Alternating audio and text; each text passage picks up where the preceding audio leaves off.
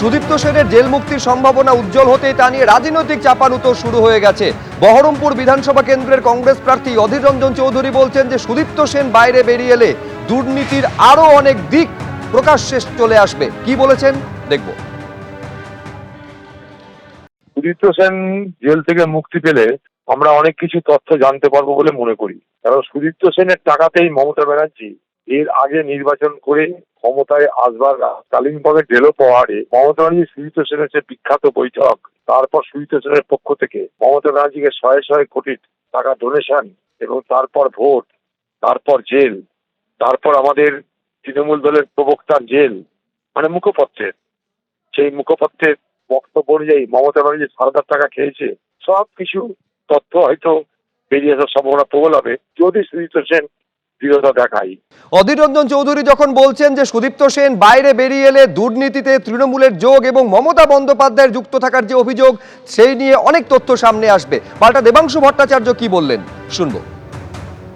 দীপ্ত সেন তো এতদিন সিবিআই এর কাছেই ছিল, তাদের কেন্দ্রীয় এজেন্সির হেফাজতেই ছিল গত 13 বছর ধরে। তো গত 13 বছরে কি তাহলে তাকে দিয়ে কিছু বলানো গেল না বা বার করানো গেল না? প্রথম বক্তব্য।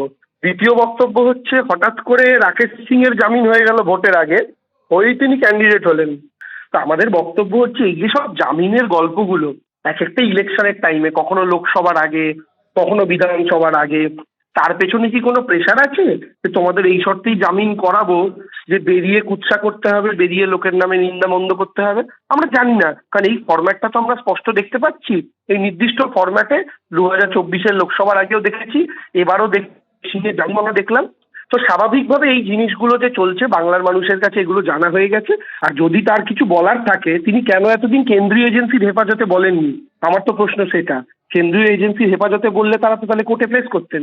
স্বাভাবিকভাবেই যে মামলা দীর্ঘদিন ধরে বা যে বিষয়, সারদার বিষয় অনেকটা ব্যাকফুটে চলে গিয়েছিল, এবার নতুন করে সারদার বিষয় আবার নির্বাচনের একটা প্রচারের মধ্যে আসবে, তৃণমূলকে অস্বস্তিতে ফেলবে। সেই সারদা মামলা আবার ফ্রন্ট ফুটে চলে এসছে। সেই কারণেই তৃণমূল কংগ্রেস চিন্তিত। এমনি সব দিক দিয়ে তৃণমূল কংগ্রেস আস্তে পিষ্টে জড়িয়ে গিয়েছে, তার ওপর আবার গোদের উপর বিস্ফোরা, নতুন করে সারদা মামলা চলে আসছে। অতএব সব দিক দিয়ে তৃণমূল কংগ্রেসের যে এখন সময় খারাপ, আর তাতেই ভীত সন্ত্রস্ত হয়ে এখন আদালতের বিরুদ্ধে প্রশ্ন তুলতে শুরু করেছে।